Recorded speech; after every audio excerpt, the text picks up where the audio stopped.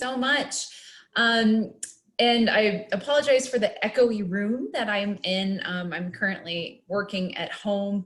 My family and I are under quarantine at the moment, but this is the only place in the house that I could escape to. So I apologize if it's a little bit echoey, but I'm glad that this conference is virtual so that I can still participate with you all. Some of you have seen this talk before. I see some familiar names on the presentation.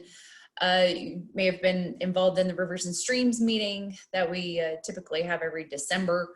But this is an update of some of that research. This project was born out of a need to help an undergraduate complete a requirement for graduation and has kind of since evolved to where we are today. So with that, I want to quickly thank the Nebraska Game and Parks Commission and some of the folks who have assisted, including Joe and Zach out of Thad's office, Brett Roberg, Brad Eifert, Brad Newcomb, as well as a number of students who have helped us through volunteering, through their coursework here at UNK, as well as the Nebraska Public Power District, who has provided us permission to access the Kearney Canal on an annual basis to complete this research. All right, so we know that streams in their natural state have a pretty flashy kind of hydrograph. There's a seasonal pattern to it. We have months where water levels are higher, discharge is higher, and months where things are a little bit drier and discharge is lower. Well, in Nebraska, we have a lot of canals. The exact number of canals across the state isn't quite exact, but it's several hundred canals that provide water for irrigation primarily, maybe some with power generation as well. But the water levels in these canals and the discharge in those canals is quite a bit different than a natural stream. When these canals are full, they're really full sometimes, and with some slight fluctuations in water levels, but then in the fall they shut down and they go dry. And this is particularly true for the Kearney Canal here in Kearney, Nebraska. We don't have actual discharge data. This is kind of simulated data that I created, but this kind of gives you an idea of how a canal sort of normally behaves every year compared to a natural stream. Now, a lot of the research on canals, on irrigation canals in particular, further west from us, tend to think more about the movement of fish from the canal to the river downstream. So more of this kind of downstream entrainment, a little bit of upstream entrainment as well. But we tend to think about fish moving out of the canal, especially as these canals go dry. But what we often forget about is that fish can move upstream sometimes, and they might even be able to move into some of these tributary streams that feed into these canals to seek refuge, or they might leave those tributary streams and enter into the canal. So there's an exchange of species that can occur that we often don't think about when we're thinking about water management in canals. Now, in 2019, of course, as we all know, we had a lot of water around the state. Kearney was no exception. We had a flood in July, early July 2019, and the system that we were working in, the canal, is kind of over this direction. And the tributary stream that I'm going to talk about, Turkey Creek, is back here. And then we had some other water bodies. It all became one giant mess, if you will. A lot of exchange of species that was occurring across all of these water bodies. So we had initiated this project in 2018 when things were relatively normal. 2019 was an assessment kind of post-flood. And then 2020, we're back to normal. We're actually a little bit drier. But one of the things that was different about 2020 was that they dropped the canal earlier in the year ended up being about the middle part of September compared to the end of October, because they needed to go in and make some repairs to the canal.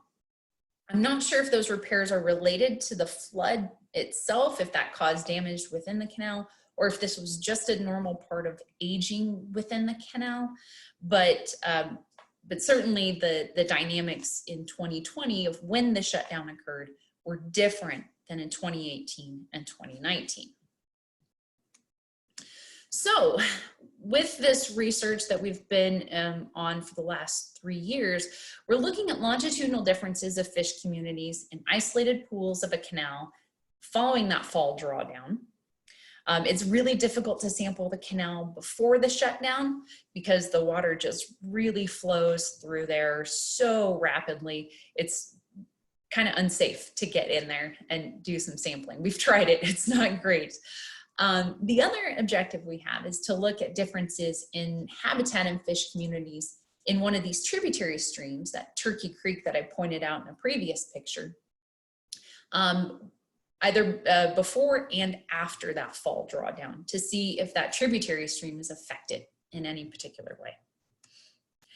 So we divided the Kearney Canal in 3 segments. This red represents the upper segment, the yellow represents the middle segment, and the blue represents the lower segment.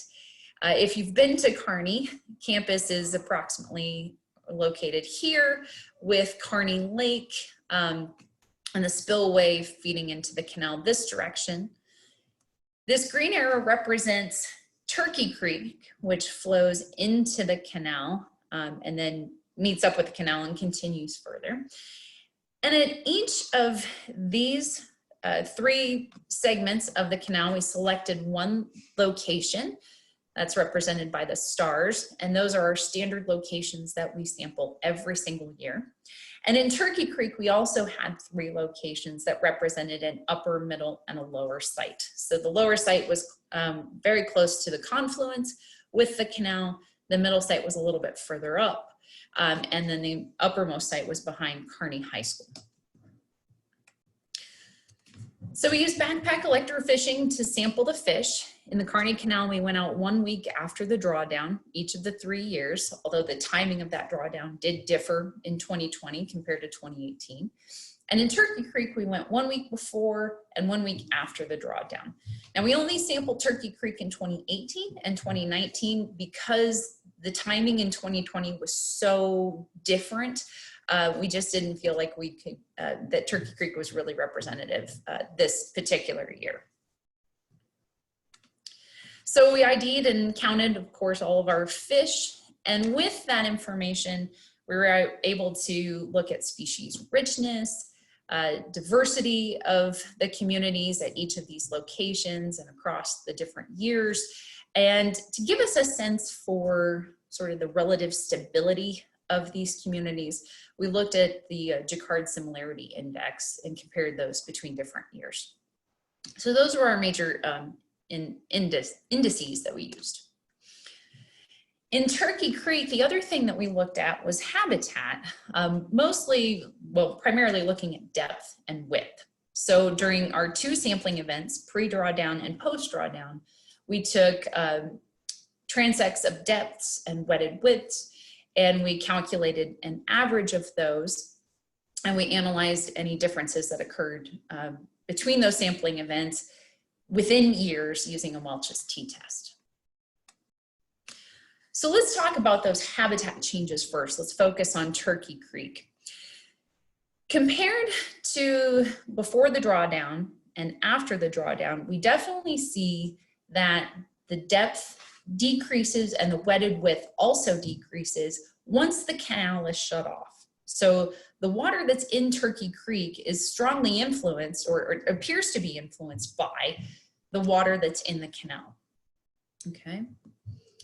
Then in 2019, this is post-flood, we see same thing. Now the flood increased depth overall, and it increased the wetted width overall, but we still see a similar pattern where we're losing depth and the width is shrinking after the canal is shut off. Now, the flood actually ended up blowing out a beaver dam on Turkey Creek, and we're going to see some potential effects with the fish community here in just a moment.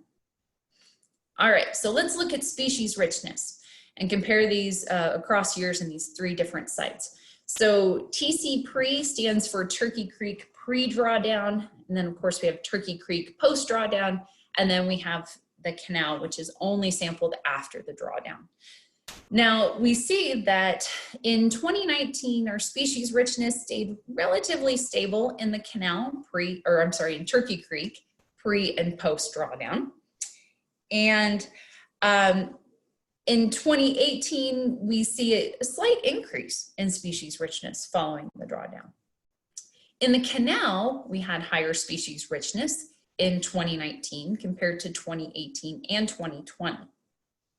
But surprisingly, overall, we were quite shocked at how many different species we collected across these different sites. We did not expect to see this level of species each year, and every year we're finding new species.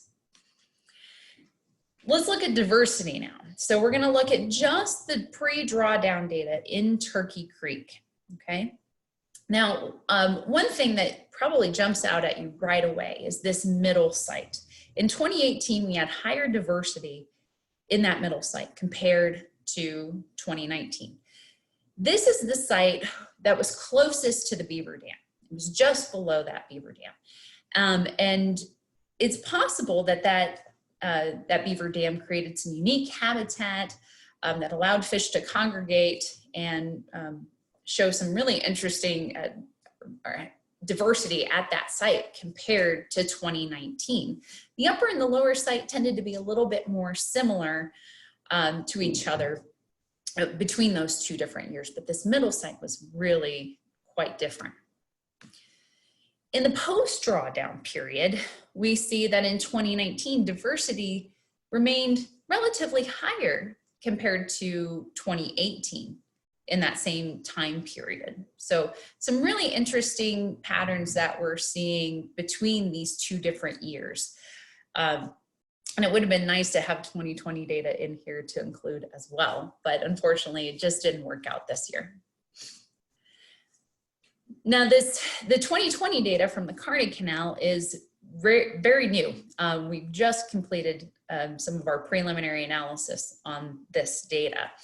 And what you see is that in 2019, particularly in that upper site closest to campus and that middle site, the diversity tends to be higher in the Kearney Canal in 2019 compared to 2018.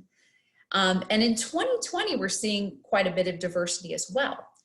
What's interesting about 2020 compared to 2018 and 2019 is that our total numbers of fish are actually less than in 2018 and 2019. In those previous 2 years, we collected a high biomass of some species like river carp suckers and quillbacks and common carp, and we just didn't quite see those numbers this year in 2020, which could be as a result of the fact that the canal was drawn down much earlier this year. And most of the time in 2018 and 2019 on a normal year, the drop down is more gradual, whereas in 2020, it was just pretty much shut off. So the water came down much quicker than in 2018 and 2019. So to give us a sense for how stable these communities are from year to year, we looked at this Jaccard Similarity Index, and we find that they're not as similar as we expected. They're not quite as stable. So from 2018 to 2019, both in Turkey Creek and the Kearney Canal, we saw slightly over half of the same species from 1 year to the next. Now that could be attributed to the flood and some of the consequences that lingered following that July flood. In the Kearney Canal 2019 to 2020, we also see lower levels of similarity than maybe we expected. And this is probably, again, due to the fact that we just had a much different drawdown in 2020 than we did in 2019. So we thought maybe by 3 years of field sampling, we'd have a pretty good handle on what's going on in the canal. But every time that we go out, there seems to be a new surprise. There seems to be new species that we're collecting. And so we're gonna stay on this for a little bit longer and keep trying to figure this out. And some other things that Dr. Kopel and I have talked about as well is moving up further into the Kearney Canal, which flows into Kearney Lake that I highlighted a little bit earlier. So canals and their tributary streams are pretty darn dynamic and they're pretty diverse too, or they provide quite diverse fish communities. And some of these species are introduced or recreational species, and some of those are some of our smaller bodied fishes that might have some conservation interests tied to them. They're kind of our canaries in the coal mine, if you will. And the canal operation can influence habitat and fish communities within the canal and those tributary streams. So hopefully by staying with our annual sampling, we can start to get a handle on how the operation of the canal really impacts these communities, impacts the habitat, and we can share that information with canal operators to help them manage the water appropriately for fish, if that's the target. Okay, so with that, I'll be happy to take any questions from the audience. We have some time left. Sean Dunn says, instead of using diversity, why not use richness and evenness, which will allow you to elucidate some of the differences in your diversity index? Yeah, Sean, that's a great question. And it's certainly something that we can look at. I mean, we do have our richness data and 24 to 32 species, depending on the year and the location. The evenness, we can definitely look at that. There's so many different indices out there that can give you different pictures of your fish communities. And so, yeah, we can definitely look at that. So I'm curious, Melissa, did you do any digging as to why the drawdown happened so much earlier and so much faster this year? Yeah, so this is coming from my contact at MPPD.